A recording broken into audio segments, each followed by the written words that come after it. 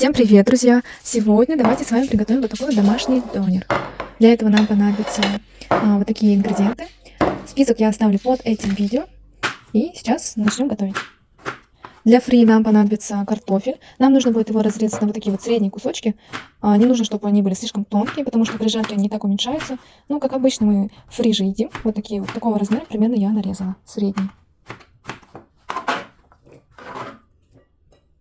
Пока я буду готовить и резать другие ингредиенты, я замочу картофель вот так в воде, чтобы он не почернел. Далее приступаем к морковке. Нужно его нашинковать тонко, как на видео, и сделать из нее корейскую морковь. Здесь все очень просто. Сначала нашинкую, далее я добавлю 1 чайную ложку соли. Хорошенько пожамкать нужно морковку, чтобы соки все вышло, чтобы она сочная была. Далее я заправлю обычной корейской приправой. И все.